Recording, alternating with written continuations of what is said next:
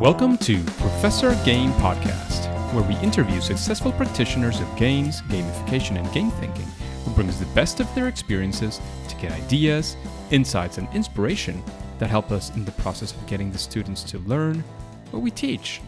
And I'm Rob Alvarez. I teach and work at IE Business School in Madrid, where we create interactive and engaging learning materials. Want to know more?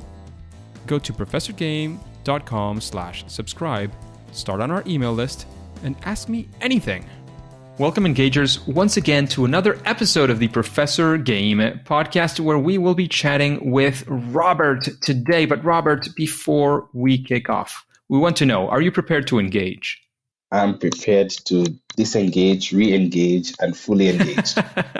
Let's do this. Today we have with us, as you can hear, a very energetic and interesting speaker who is Robert A. Belle. He's a transformational speaker. He's an author and an ACCA Qualified Accountant as well. And you'll be surprised, people when thinking of accountants, they think of a set of things, and you'll see what he is all about, because he helps people who feel stuck in their career or life journey to break away from the norm and find new paths that reveal their true value. Of his new book, Blow the Lid Off. He's on a global mission to help individuals who feel inferior and have given up on their dreams to think freely, create unapologetically, and live abundantly. That's not the typical thing that we think when you think of accountants, right? A creative person is not typically what you think of when you think of an accountant. But we have Robert with us today because he is here to help people who feel stuck or are in their life journey to break away from the norm, and they want to find new paths and reveal that true value that characterizes every single one of us. So Robert, is there anything that we're missing from that intro that we should mention before we kick off? The only thing that I would say is missing is the drum rolls for us to get started.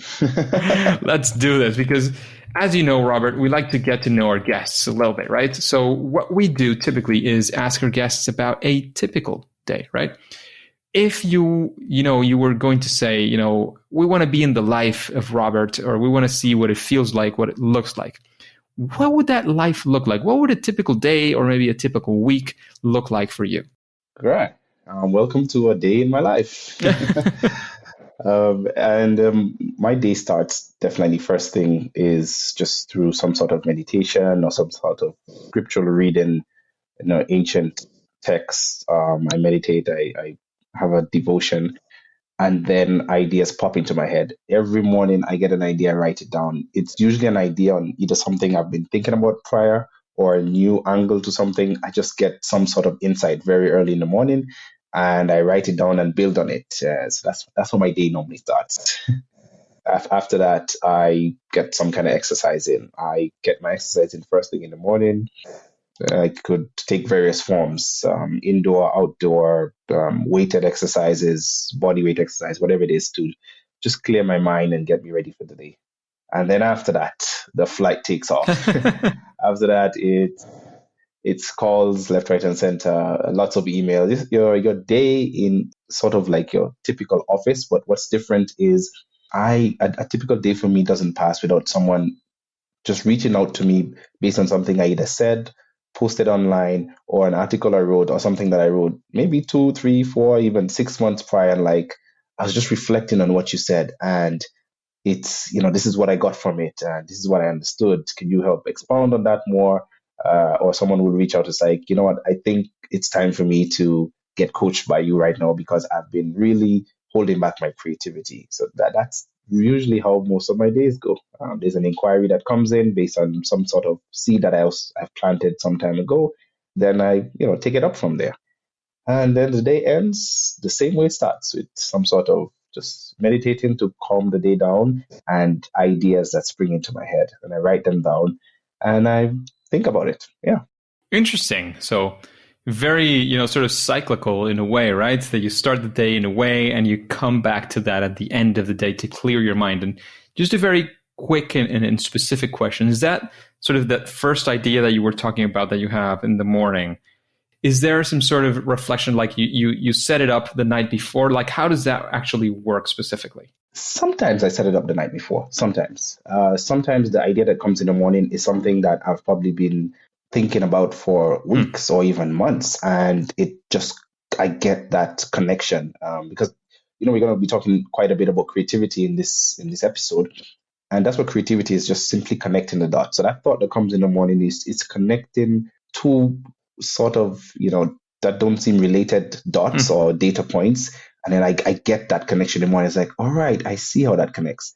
And the one in the evening sometimes could be totally unrelated. Sometimes it's totally unrelated or based on something that was said during the day or something that I heard or just something that I thought about. So it's a bit random. I would say that.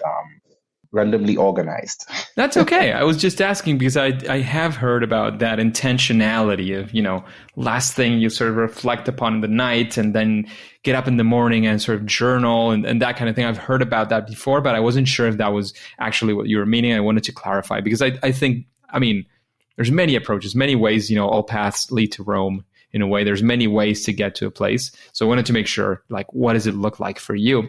And we'll be getting deeper into your process for sure. But before getting into your process, we also like to kick off with a sort of strong question because, many of our guests here, including yourself, of course, are clearly in a path of, significant success in general. And, we tend to put somebody on a pedestal in a way, right? It's like, oh, this person is doing amazing things. But I'm sure, just like many of us, you didn't start there or it hasn't always been that way. And you've learned a lot from things that are not exactly a full success. So we want to get into one of those stories.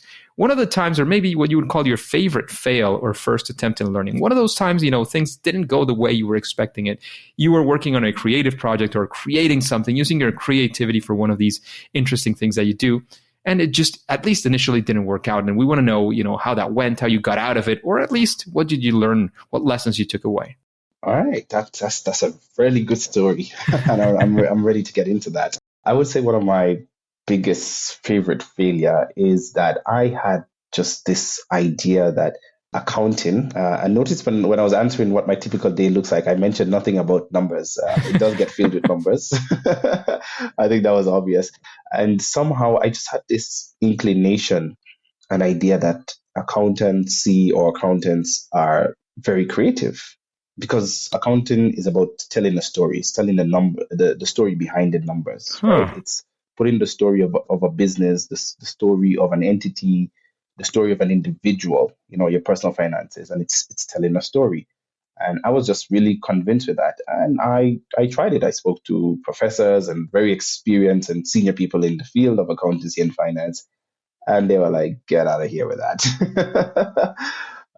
It did not go anywhere. I did not go anywhere. And the reason why I had that idea is I started practicing accounting in 2001. And back then we had very little automation or computers going. So everything was very manual. But I just always had this knack for automation or making things, just seamless and more efficient.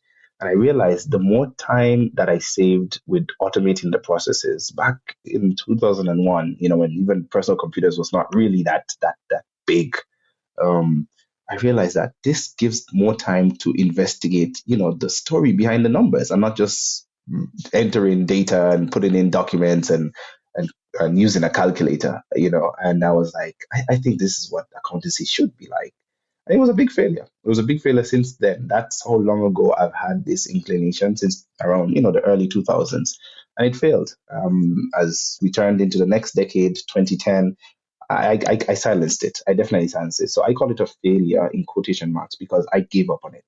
For me, failure happens when we give up on something, not when you don't win an award or when you don't make money. Failure for me is when we give up on something, right? And I gave up on it. So I thought it was a failure. Then I started to see articles coming out, World Economic Forum, top skills by 2020 is creativity, and if you know that list that the World Economic Forum came out with, they said like one of the jobs that will be replaced quickly were data entry clerks and accountants and bookkeepers.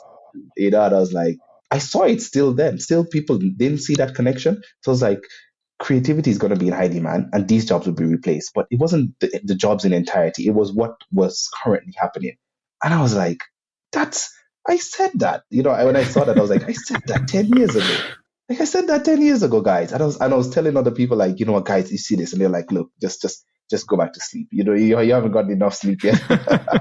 at that point, I realized, all right, I'm not going to give up on it. I think it's just not yet the time. So I'll wait for the time to happen. And I know I'm supposed to be talking about my favorite failure, but I'm just letting you know, Rob, that my favorite failure turned out to be the mission of my life. Huh. So that's quite the turnaround, Robert. Definitely interesting story. And see how, I kind of mentioned it, nothing to do with this story necessarily, but, in the end, all paths lead to Rome, right? Yeah, exactly. It was not maybe the right time, but in the end, it is exactly what you are doing. And again, it was a pun at the beginning. This is, and I kind of authorize myself to do these kinds of puns because I also teach, or used to teach especially, quantitative methods. When we teach business students, there's sort of two subjects that they're not very mostly keen about. Of course, there's the occasional geek like me, maybe like you at a certain point, who likes these topics, which are quantitative methods or statistics and accounting. Those are the two typical subjects that people are not necessarily dreading, but not excited about, right? People think, business is all about, I don't know, human resources and marketing and operations and finance and strategy and these things. Nobody's thinking like, oh yeah, I'm going to this business degree to learn all these statistics and accounting, right? So I was doing this pun because I've been in that place where I know this is not what people typically think of. And again, I'm a quantitative methods professor, but also I teach game design, gamification. So, there's many interesting things that can come from anywhere you're at. And that is why we want to speak about creativity today. And that's why we're introducing the topic with this. So, Robert, of course, we talked about this kind of failure because in the end, it was not a failure. You're coming back to that exactly now. It was a temporary failure, as usual. And now we would like to know actually of a success, something that you set out to do and using, of course, all those creativity elements that you have. And actually, it was a success. We want to be there and see, maybe some elements, some clues. The success leaves clues, right? So we want to follow some of those. I like that. That success leaves clues. So obviously, my biggest failure did set me up to, learn in the future and better position myself. So seeing that quote unquote failure helped me to learn, and that propelled me to really get one of the biggest victories, successes, if I could say, of my life. And that for me, and I'll be quite selfish here, it's not the traditional award-winning or, some breakthrough, sort of discovery. But on a personal level, the biggest success, and I'll explain why I'm using a personal success story. So the biggest success for me was getting a clear picture of my true identity. And when I say my true identity, I mean my identity void of accolades, of my profession, of my position, of my test scores or degrees or etc. Because I realized that as I started to look at the story behind the numbers of a business, I started to look at the story behind the numbers of my own life. And I started to figure out, all right, so who am I really? Am I just an accountant? Am I just a speaker? What am I? And I did regression. I used regression analysis and looked back at my life and looked for, I seriously did. I looked back and I realized that there were three recurring themes in everything that I do, whether I was at work, at play, at home, just at the basketball court, wherever it was. Three things kept coming out for me because I said, I need to be able to put a foothold or a stronghold on my identity. It should be able to be the same. I should find something that is, synonymous no matter where I am or how I am, because I'm an accountant when I'm at home. I'm not an accountant when I'm playing basketball, or I'm not this, so I needed to find my identity, right? Devoid of any one thing. And I discovered that in everything that I was doing, in everything that I was trying to do or even failed to do, the three themes that came out is that one, I championed creativity in everything that I did. Two, I was an ambassador of wellness, or I am an ambassador of wellness. And three, I'm a pursuer of excellence. That is my biggest success in life. And it's personal, but it's also extrapolated to be the biggest success I've helped other people to recognize. So I help people to recognize that identity and move away from using their career or their work as a source of identity, but ensuring that the identity comes from within, instead of from without. Interesting. So a different way of seeing you as an individual. And how does that, can you give us very quickly, because, well, actually, let's get into your process, your creativity process, and maybe it has to do with the story that you just mentioned of getting people to reveal their true selves. How does that work? Is there a process to revealing your true self?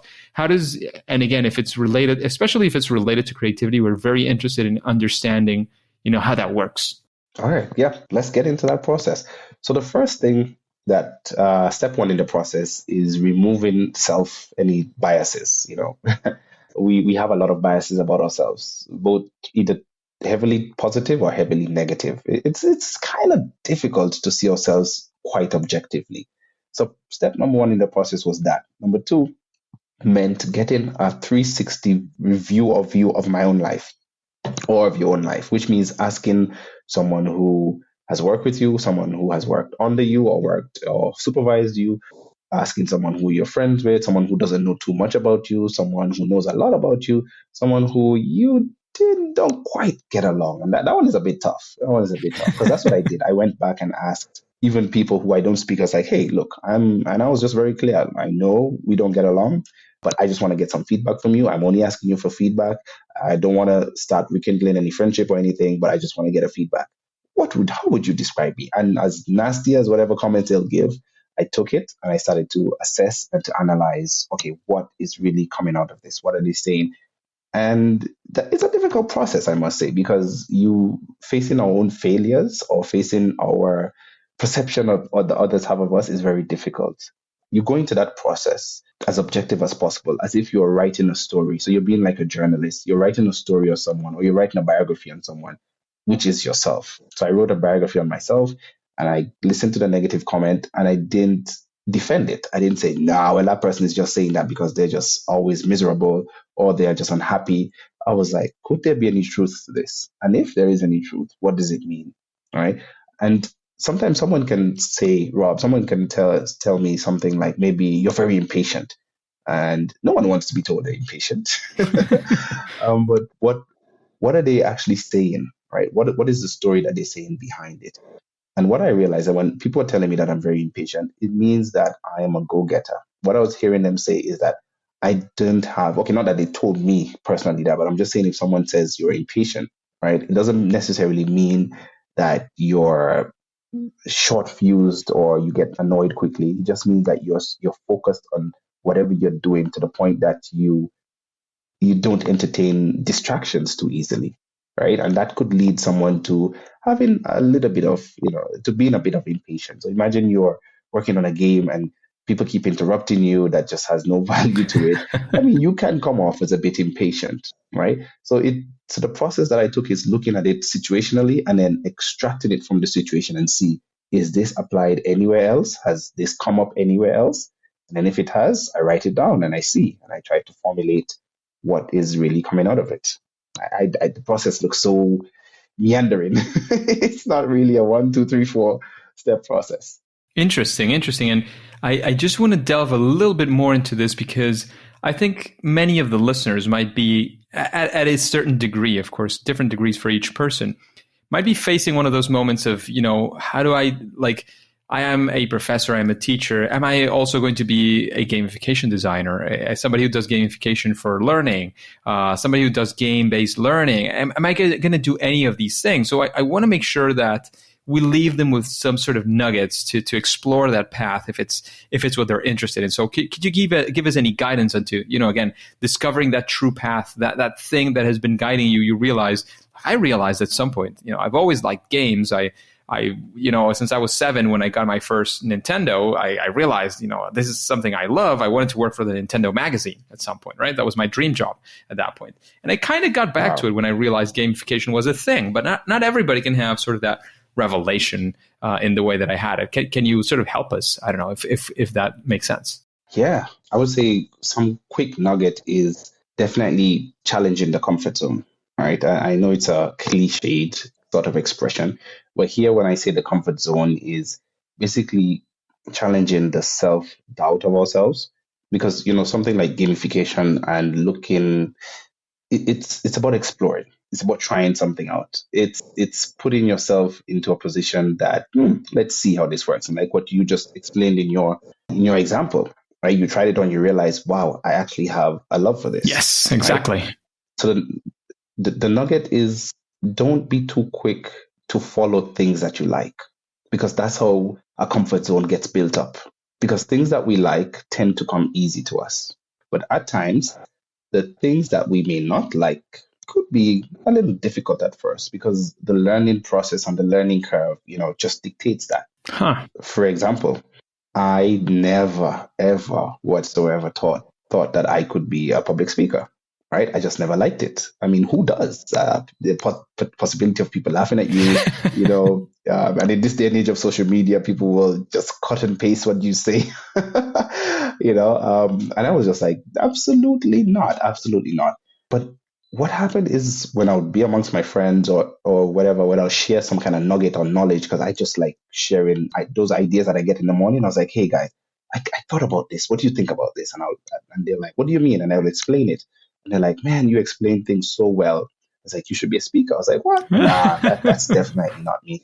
But just like what you said, when I tried it, I realized, okay, I'm not necessarily that so passionate about speaking, but what I'm passionate about is helping break down complex concepts to people in a very simple manner. That's what I was passionate about.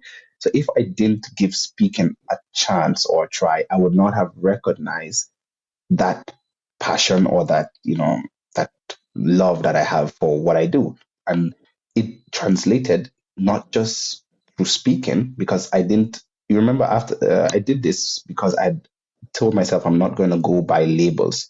So I tried speaking, not necessarily to become a speaker, but to see what I can get from it. And then I realized that passion of breaking down complex things. But you know what? I can do that through podcasting. I can do that through audio. I can do that through YouTube. I can do that through writing.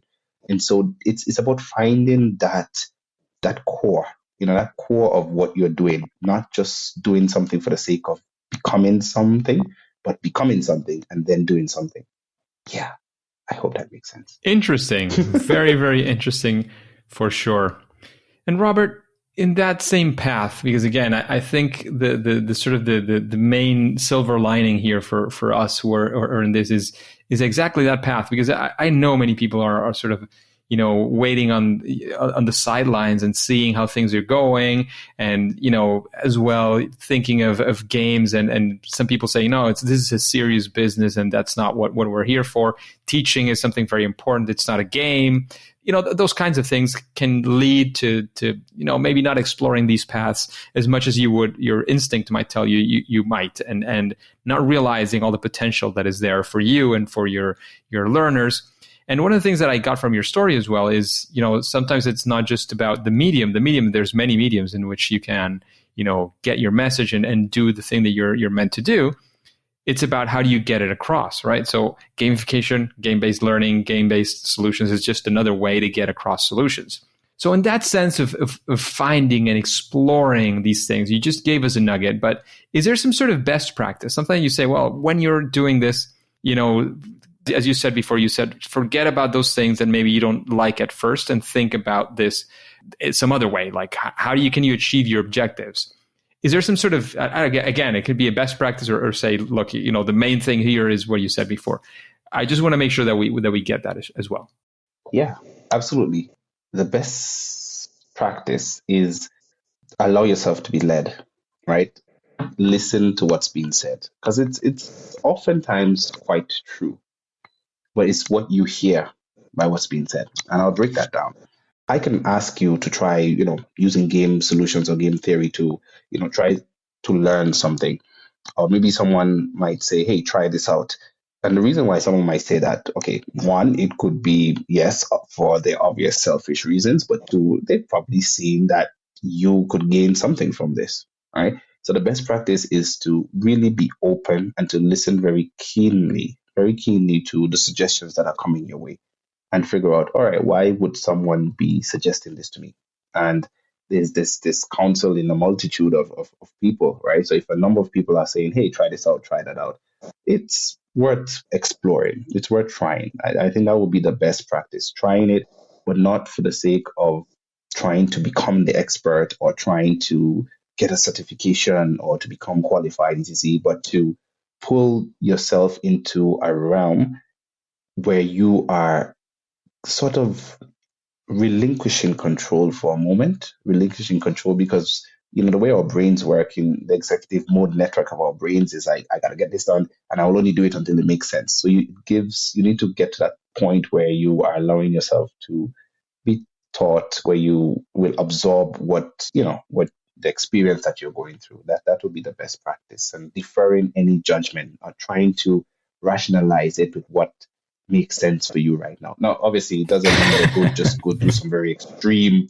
crazy things like walking on cold bare feet. And we're not not talking about that, but I think you get what I'm saying. Yes, absolutely. In fact, I was going to relate it. We've talked about player types many times in this podcast. In fact, it's one of the things I use in my classes where we're talking about how to create a solution with gamification and so on. I would say, like, bring out, because we all have a little bit of each of these player types. And one of them is the explorer. So bring out that explorer inside you. Bring out that part of that curiosity that just wants to wander around and explore and see things and just sort of test the waters. So bring it out and allow it to listen to all that advice, as you were saying, to be open to things that might come. That would be like a nugget, and to again tie it into the player types, which is something that I tend to do quite a lot in my classes. Absolutely, and that's the beauty about game-based solution, because you can see it from that perspective. And game-based solution is not a waste of time. It's not this just we're wasting times. You're trying to extrapolate some concept by allowing yourself to look at things from a very unique and different perspective, where you're removing these sort of barriers or the real world, quotation marks, the real world constraints. Absolutely. In fact, yeah, it's exactly all about putting, and I like to say this as well, putting in some lenses. Like, you can put many different lenses. If you study psychology, you'll see the world through the lens of psychology and engineering and so on. Gamification is one of those lenses, right? It's about seeing, what's happening through the lenses of motivation, game design, game theory. What are the things that are happening and how to sort of explain them through those lenses, or how to think of solutions through those lenses. Absolutely. And Robert, you've given a fantastic recommendations to this point. And I would like to know, again, of course, sitting right next to your book, below the lid off, some book that you would recommend to this audience, to the engagers. The book that would be next to my book that I would definitely recommend, I had it here and I'm trying to remember. It's Essentialism. I've forgotten the name of the author, but I'll let you know. We can always put it in the show notes.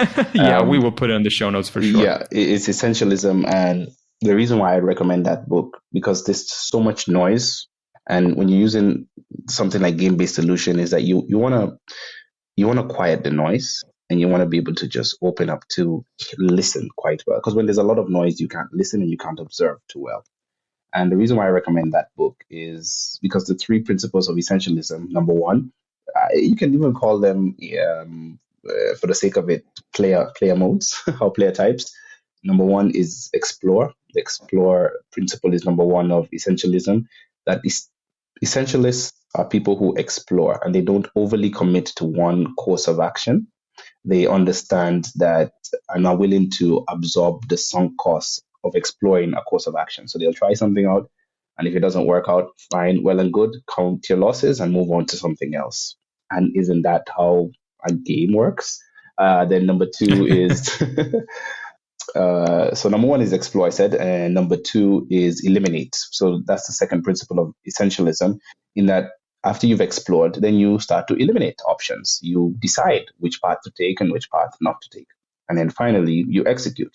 You execute on the things that you've decided that are essential and must be done for your life and for whatever it is that you're pursuing. You have to put on those 3 hats for sure at some point. One after the other. That makes a lot of sense. And that sounds like a fantastic book. Essentialism. We'll have it on the show notes. You go to professorgame.com. You look for the episode with Robert. So Robert Belle, Belle, and you'll find this episode definitely and have that recommendation of a book. So Robert, is there any sort of final piece of advice you want to leave the engagers with? Of course, let us know where we can find out more about you, about your book, before we say that it's game over. All right. Before we say that it's game over, the one piece of advice that I would like to say is every next level of growth in your life first requires a deeper level of insight. And for you to get a deeper level of insight means you must break down any preconceived notions you've had before. Because no growth ever happens unless you first get a deeper level of insight. So that's what I'll leave with the listeners before we call the game over. And you did ask how you can connect with me, right? Yes, how can we connect with you, where we can find more about you, about your book, your speaking, wherever you want to lead us for sure. Great. The best way to connect with me is through my website, www.robertabell.com.